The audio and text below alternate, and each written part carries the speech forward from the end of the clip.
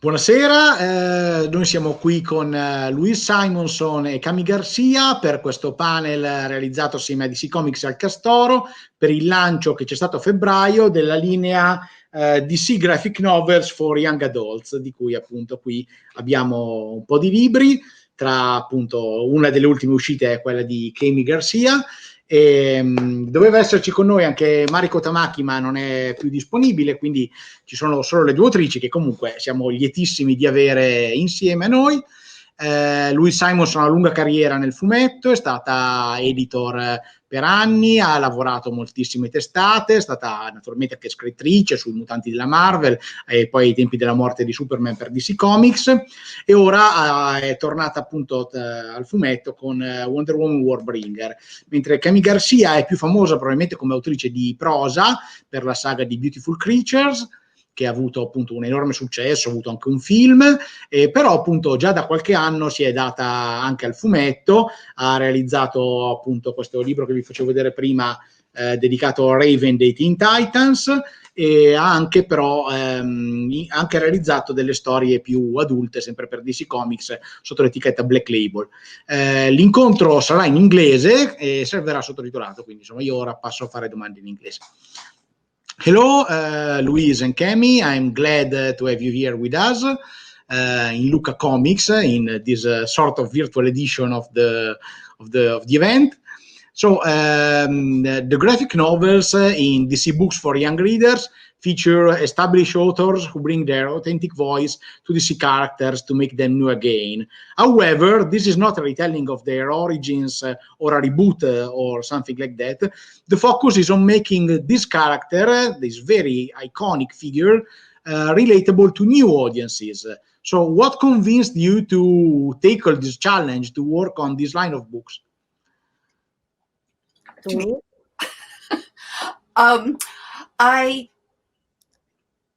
I love the YA age group. I love the kids that read and are part of the YA age group, and I love the characters who are at that cusp age where they are just beginning to realize what they can become.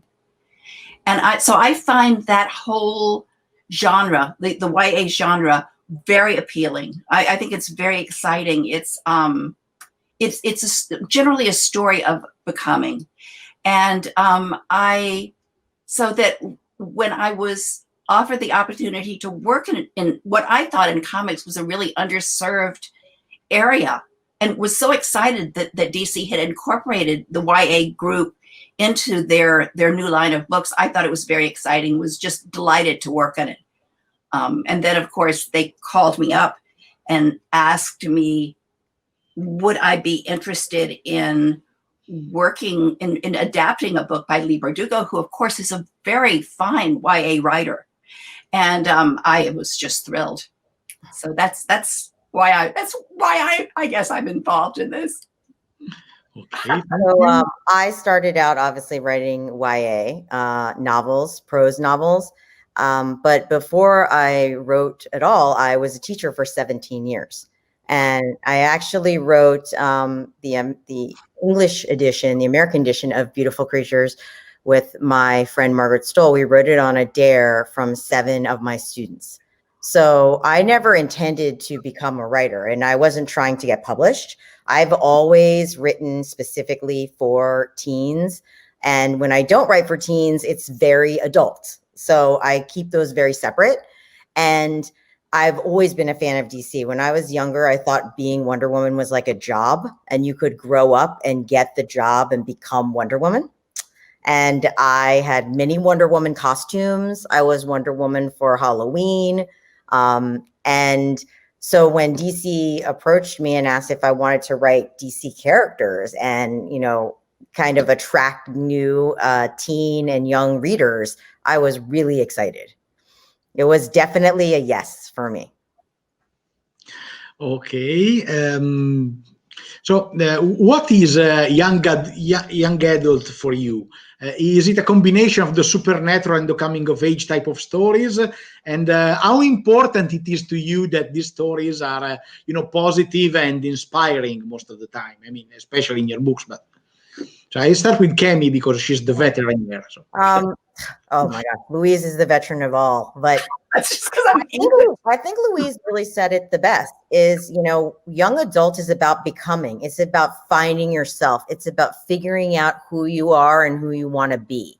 It's that time where suddenly, you know, you're either a young person, but you're still under the control of either your parents, you know, school, you know, the foster care system. Like, you are not yet allowed to be an adult and make all your own decisions, but you're starting to feel like an adult and you're starting to figure out who you want to be.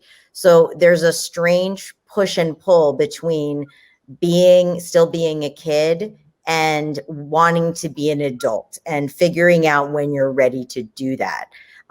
In the United States, it doesn't have to be paranormal. My young adults usually are, but I have written some realistic fiction also. It's really about the age and that finding your footing in your life at that time. And they're really coming of age stories and stories about finding yourself. And some people do that, you know, at 14, some people do that at 19. But once someone's kind of out in, you know, in the real world on their own, and they already know who they are, then it moves in the US, at least that moves to the adult genre. So, I mean, I want to tell real, honest stories. So sometimes they're not always happy, but I do want them to be positive in the sense that even if I tell a sad story, I want it to be hopeful. I want to show, even a true story about something sad that happens, I want to show the hope at the end, you know, how the character puts themselves back together. My YAs for DC are very positive because Teen Titans are fun, happy characters. You know, they don't have, you know, terrible lives, but they do have some tragedy. In Raven, at the very beginning, she's a foster child, and her foster mother gets killed in an accident, a car accident, which is a very human, normal thing that can happen. And it's very sad. And she has to go live with a new family. And so I try to include real sad or hard events that teens have to deal with. But I try to show that there's light at the end of the tunnel. And you, as a teenager, you can work through those things and have happiness still. Okay, Louise, do you want to add something? Maybe how young adult have changed for you since the New Mutants time? I think that books that have that kind of appeal. I know the New Mutants actually were, I suppose it was a young adults comic. Even Power Pack. I mean, I agree with Kami. I think that including real events that are not necessarily always happy it's very important in positive stories, because it shows that, you know, when you break a bone, when it mends, it's stronger.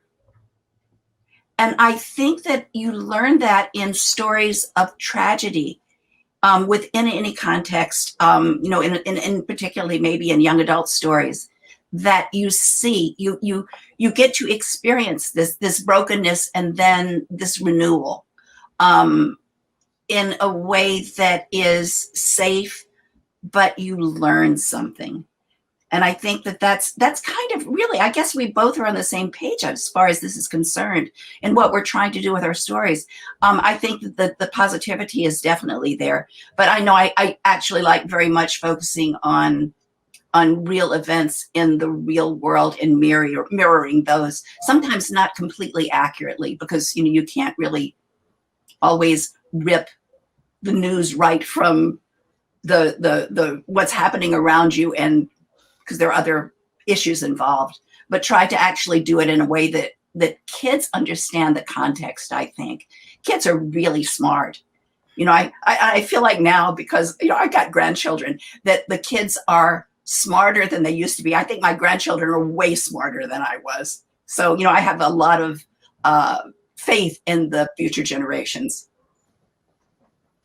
Okay, this is Louise. This is the first time you have adapted a prose novel, I think, to the comic book format. So, what kind of challenge did it bring up, this kind of adaptation? Well, there's a lot of events happen in a novel, and it generally covers a pretty long amount of time. Luckily, the adaptations were going to be around 175 pages, which is, a perfectly reasonable length to try to fit in, this vast amount of information. The first thing I did was I created a synopsis that broke down each chapter into how many pages I thought it would take. And then within each synopsis, I created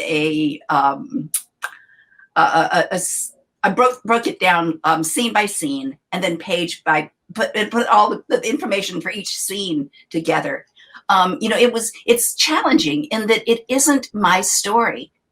Honestly, Lee Berdugo did the hard part.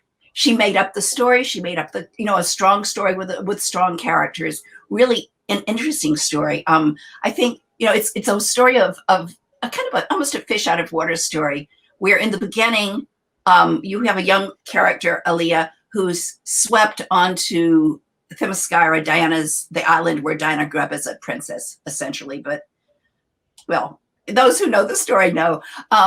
She rescues Aaliyah, and through a system of magic, they are then transferred to where Themyscira has to be saved. They go to Manhattan, where Diana is a fish out of water, where she doesn't understand the modern world. But of course, and then they're swept to Greece, where they're both fishes out of water, and they kind of encounter a world that's different and yet the same for both of them. And that's where their alteration comes. It's where they face who they are and who they're going to become. So all of that I had to tell Lee's story in her voice as much as possible without messing it up. And that was the thing that I worried most about, was not doing her story justice. I felt a responsibility to her. When it's your own story, you can kind of mess with it. Something isn't working and you just sort of shove it around here and there, and it's up to you. But when it's somebody else's story, you have that added responsibility of making sure that their ideas come through. Okay, thank you. You did a great job. Yeah, it's great.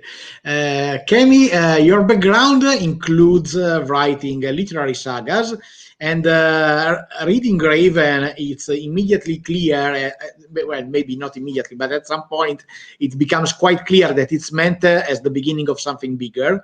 And in fact, in the US, second book, Teen Titans Beast Boy, that I see just there behind you, I think. Yeah. No, that's yeah, okay. Yes, okay.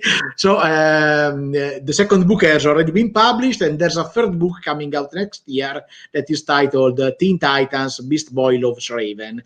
In Italy, Teen Titans Beast Boy is an upcoming title, so the saga will go on year 2. Why did you choose to do a longer story in this graphic novel format, and how long do you plan it to be, if you can tell us? So when DC approached me, it was very at the beginning of the line. And they asked, I asked which characters. There were only a few people who had already signed on. So I said, which characters are available? Who do you need? And they said, they named some, and they said Teen Titans. And I said, I love Teen Titans. And I didn't really realize they meant to pick one of the Teen Titans. I thought they meant the Teen Titans. So I pitched a series. And I wrote up, I basically pitched it as origin stories for some of the Titans, and then a book, like books where they would come together.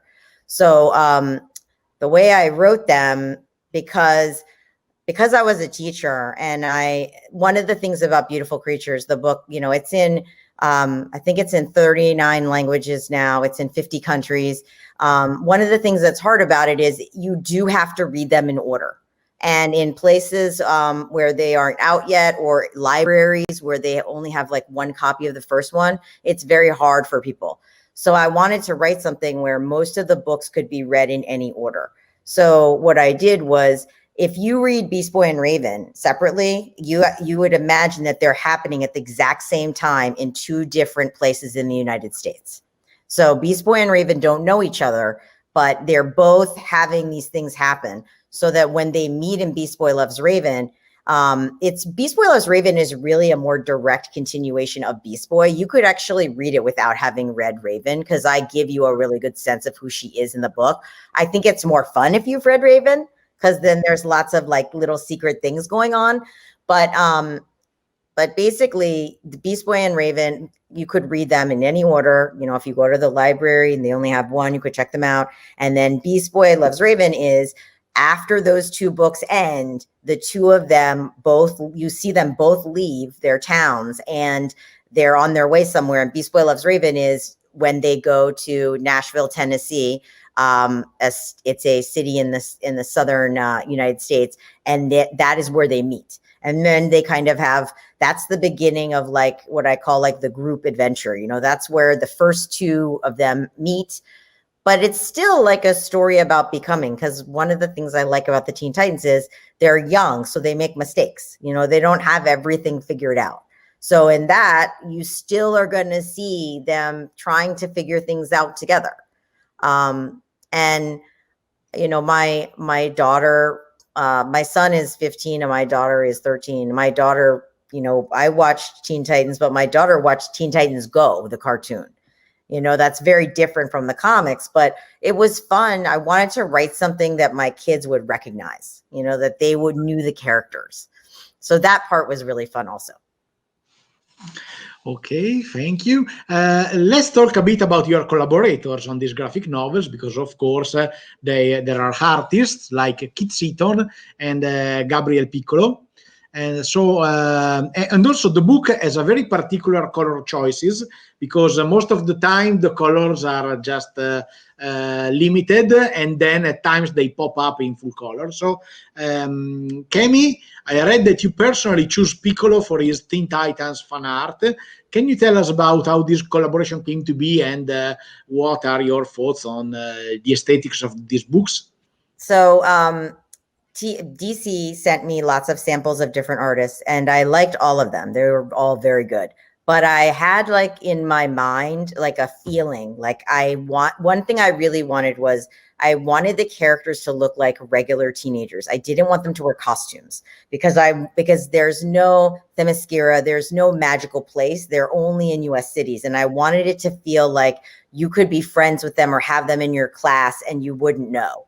So like Raven is in school, and I didn't want people to be able to see her powers right away, because I wanted, you know, she doesn't know she has powers, and I wanted it to be kind of like other people couldn't tell either. So I was looking, and none of the artists felt like the right thing. It's like kind of, you know it when you see it. None of them felt perfect for the type of story. And I went online and I was looking up other comic book artists and Teen Titans comics, and Gabriel Piccolo's work came up on Pinterest. It showed, you know, he calls them the casual Teen Titans. He was doing Teen Titans fan art, but he kind of reinvented them so they were wearing regular clothes, you know, bomber jackets, sneakers, you know, fun t-shirts, no costumes. You know, even Cyborg has like a t-shirt and jeans and sneakers. So I loved that because it felt like exactly what I wanted to do. And also, you know, as someone who is a teacher, like I have this feel like I can kind of tell when I feel like something is really going to make teens feel excited. And I felt excited, and I knew my teen self would have loved his work. So DC approached him. And in the beginning, he didn't respond. He's in Brazil, and he didn't respond to their emails because he thought it was a joke, like a prank. He did not believe it was real. And they asked me not to contact him like online or anything, because they didn't want, you know, they wanted to do it themselves. And I was very worried he wasn't going to respond, and we weren't going to get him because he was not. I told them, I said, you know, he's in his early 20s. He probably thinks it's a joke. He does not believe it's real. So they started emailing him from different people at DC. So he would get the emails from different like email accounts.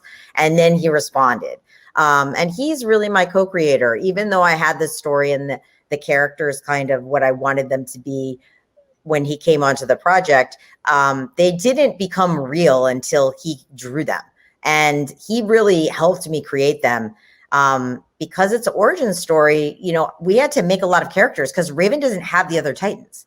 So, for example, she has a new foster sister named Max. We had to create her from like the ground up. And he like designed clothing and, you know, hairstyles, and he would send them to me.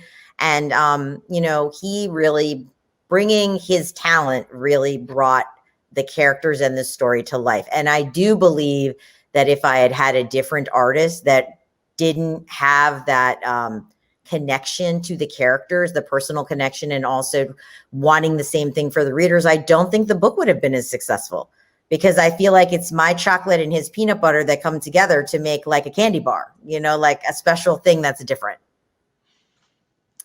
Okay. Louise, how did you come to work with Kit Seaton then? Because I suppose it's maybe because of Norway, because she did a story about mythical character, and so it's sort of akin to Wonder Woman. But maybe I'm completely, you know, wrong. I don't know. How did Kit Seaton came to be on the book? You know, I don't know specifically. I assume that she was contacted. She was on the book when I was asked to join the project. I didn't have a say, but I think she did a wonderful job. She was a great choice. She draws, you know, she draws emotion. And since a lot of the scenes are about emotion, even the active scenes are about emotion, it was really important that she convey not just the fantasy element and the magic of, you know, things happening, and the real life, you know, events also of things happening, but that we know how the characters feel and we can relate to them. It saves, it's one of those pictures is worth 1,000 words kind of thing, where if you show a character experiencing sadness or joy or, you know, any fear, any number of emotions, it makes the dialogue ring truer, and you can use fewer words to express it, because, you know, the face expresses what the mouth doesn't have to say. And I think she did a really good job with that. I know that Lee Bardugo was very concerned about the costumes and the sets, what everything looked like. And I know that she and Kit worked closely together in designing the characters. But I didn't really have a say in that. That was Lee's choice. And of course she did a fine job. I wish that people were able to see the original designs, because they were really lovely. There's a gamut of, again, a gamut of characters, as in Kami's book, that have to be designed. There were the Amazons, including Maeve, who is Diana's best friend on the island. And then there's Aaliyah, who becomes the Warbringer. There is her brother and her brother's best friend, and then Aaliyah's best friend, Nim. So all of these characters had to be designed. Their costumes had to be designed and reflect, you know, the outward sign of who the characters' inner selves are. So the costumes were all carefully coordinated with, you know, who was wearing them, you know, at any given time. It was a really well done project that I can take no credit for on that that part of it. Okay. What about the color scheme? I don't know which one of you want to talk about that. But some thoughts on it. So Michelle Wells, who is the head of the line, she said she wanted to do a limited color palette, but she wanted input from Gabriel and I. And obviously we both said, like, we want some purple, because Raven, you know, is purple. And he had already kind of designed his casual Teen Titans Raven with like purple on the ends of her hair. So we want to keep that. And Michelle said, like, what if we tried different things? So our colorist is David Calderon, who's incredibly talented. We tried kind of different styles. And what we realized was that by having kind of washes of purple and, you know, a little bit of bluish purple, and doing Raven in color, which she mostly wears black, so it's still a lot of black and purple, kind of had you following her through this story. And it really is her story. It's like her discovering her powers, her figuring out how to fit into this new place. But one thing that was really important to me was the characters are very diverse. They're very racially and ethnically diverse. And I wanted teens to be able to see that, because very often, you know, sometimes certain races, just kids don't get to see themselves in the book. And I wanted them to know that there was someone who looked like them, you know, and it's hard because sometimes it's very subtle. New Orleans, where the book takes place, is also a place where there's a very huge biracial community. So, you know, like someone's skin color might be, for example, my husband is Cuban, but he is as light as you are, Andrea. Like he is very, very light. His mother is a blonde Cuban. And my children, my son looks like me, but he has like dark brown hair. But my daughter has blonde hair and blue eyes. So, you know, you wouldn't look at her and immediately think, you know, that she's Latinx, but she is. So I wanted to convey that. And because Gabriel's in Brazil, he was so good at it because he's also in a country where there's so many different ethnicities. So for Raven's friends, her best friend, Max, she's Black. And then one of their other friends, he's Persian, so he's Middle Eastern. And they have a friend who's Afro-Latina. Like they have so many different, even among the white faces or the people who are, you know, like Afro-Latina, they're not even all the same color, which was important to us. Because I said, I want I want to show all these different people, especially in such a cool place like New Orleans. And so what we did was the first time you see the characters, and if they're not Raven, they're in color. Or if it's a big spread, like a splash page. But the rest of the time, they're not. So the first time you see Max, you can see her skin color. You can tell she has kind of black hair and then space buns. You see she has green eyes. But then after that, until you get to like a big page, you won't see her in color again. And that was really fun because we've had a lot of feedback from teens about how excited they were. I chose the names really carefully too. Like Iman, who's one of their best friends, you know, he has a Persian name. You know, Max's real name is Maxine and her last name is Navarro, which is very Creole. So, you know, I try to pay attention to details that like everybody might not notice, but if you're one of those people who doesn't get to see yourself in a book very often, you will notice. There's also disabled kids in the book.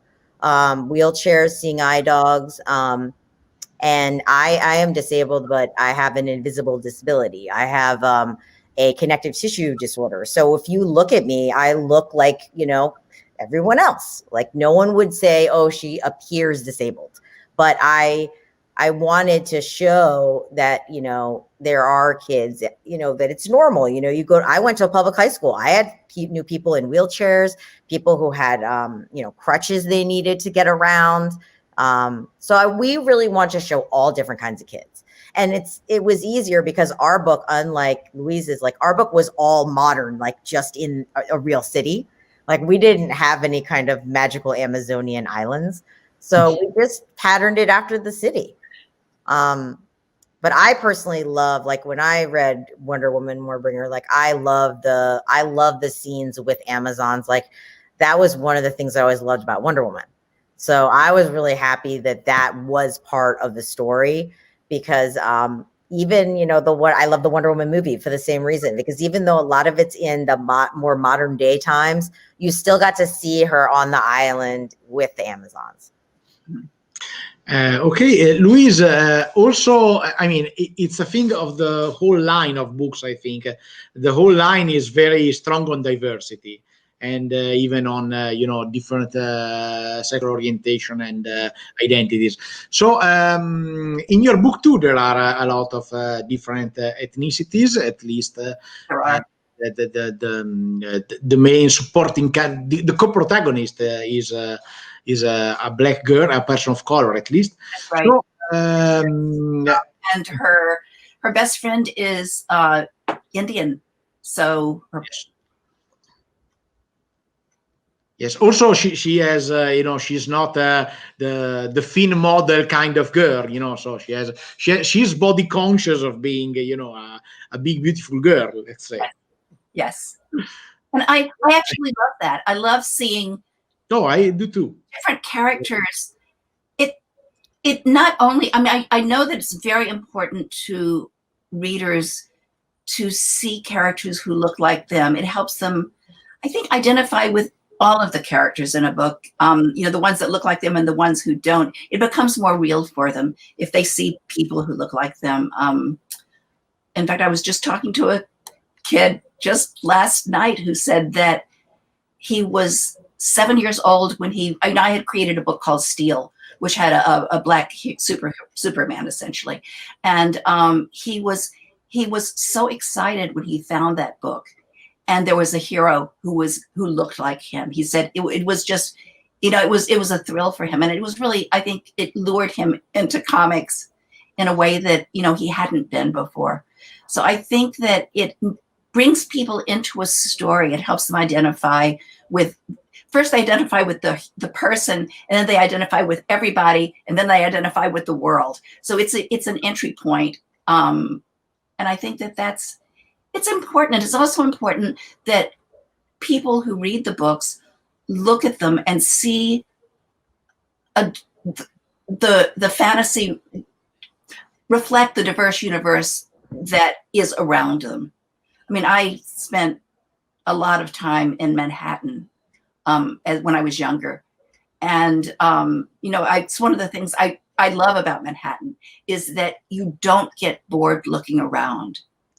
Everywhere you look, somebody's different. They're short, tall, thin, in wheelchairs, seeing eye dogs, as you had said, different colors, different shapes of faces, different gestures, and even ways of expressing yourself physically. That I find as one of the things that my husband and I both found very exciting about living in the city, was you just don't get bored in an environment like that. And I think it makes, the interior of a book also more interesting. I agree. I wanted to ask you a question because, Kami talked about her book, and it's true, it's mostly set in a high school. And you said your book is set is in 3 acts, sort of. So it's in Themyscira, then in New York, and then in Greece. So it's more of a globe-trotting epic adventure. Still, there's also a lot of character studies there. So how did you keep the balance between, character development and their intimacy? Because it has an epic scope, but you feels like it is an on-the-road adventure between friends in a way. So how did you keep the balance between these two things? Well, again, I have to say, Lee did it. I just reflected what she did. But I think that it's the emotional interactions between the characters that was the important thing. I mean, the plot holds the story together. But what's important to the readers and what's important to the characters themselves is their interaction with other people and the world around them. And I think that really became the focus. And it was Diana's interaction with Aaliyah mainly, and then her burgeoning interest in the world beyond Themyscira that I think actually made the book maybe more special and maybe able to be more easily related to. And I think it was through the emotions of the characters. Okay, I have one final question because our time is almost over. What can you tell us about your next project? Do you have any more of these DC books for young adults and maybe other more adult stuff, or I don't know, maybe even prose books, of course? Yeah. The Look, Kami, you want to go first? So I do have Beast Boy that's out in the United States, and hopefully will be out for everyone else, soon. And after that's Beast Boy Loves Raven, and I'm working on another YA that is not announced. I can't say what it is yet for DC. And I'm also working on some other kind of book, other projects, that might turn into prose novels. I have, I've been writing for DC. I'm also writing Joker Harley Criminal Sanity for Black Label, which is adult. So I've been writing for DC and not writing prose for a while now. And I really like writing graphic novels. So it's hard because I have to, I also eventually want to write a book again. But, writing comics and graphic novels is really fun. It's fun to be on a team. I like to work with other people. Yeah, I agree with that. I think that the teamwork aspect is really fun, particularly if you get an artist, if you're working with an artist who really gets it, who gets it sounds so conceited. It's more like is on the same page you are, the same wavelength, because, you imagine things. I don't know about how Kami does it, but in my head, I see almost like a movie when I'm writing. And then to see it actually on a page with the images and the characters, I don't know, moving from space to space is very exciting, particularly if you have an artist whose work you love. So, what she said. I agree. I'm adapting a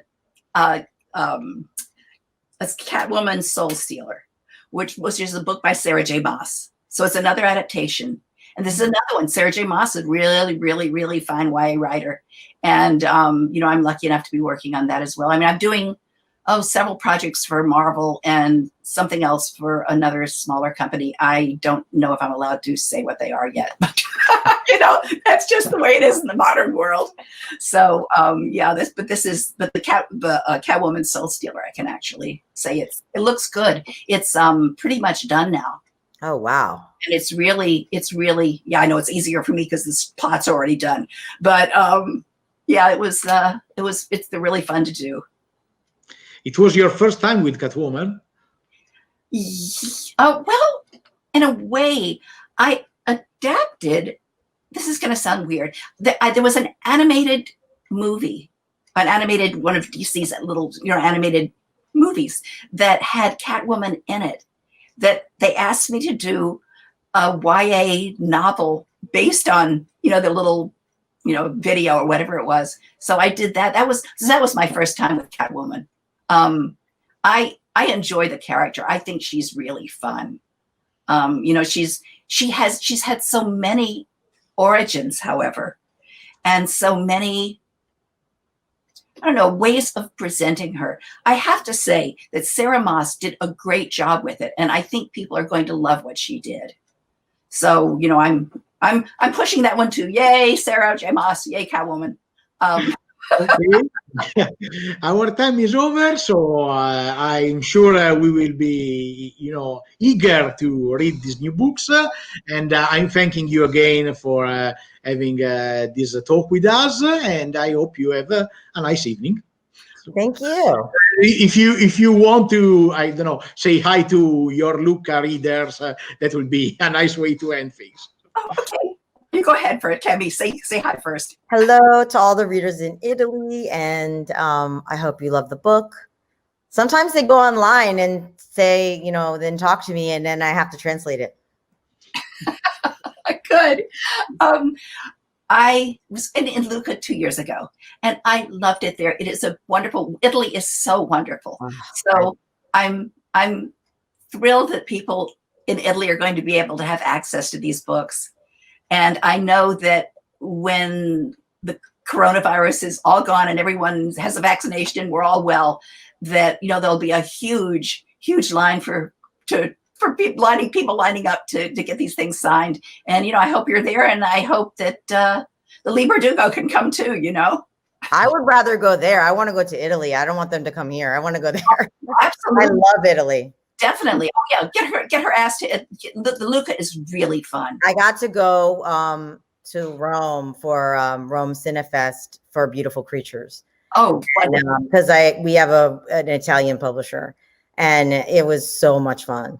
It was So gorgeous. I know, I've never been to Rome. I would love to. I would love to see Pompeii, but seeing Lucca and just that part of Italy was so fabulous. It's a lovely country, and the people are so kind. Aww. It was, but definitely, if you get asked to Lucca, do it. It's in this walled city. It's a whole giant comic book convention in Wow. ancient walled city, and it's fabulous. So That there. great. It's the biggest one in Europe, and it's bigger even than some of the one in the US. But I'm sure that the Castoro will love to have you here as soon as they can after the virus. So thank you again for this talk, and have a nice evening. You too. Good night. Bye, Kami. Bye.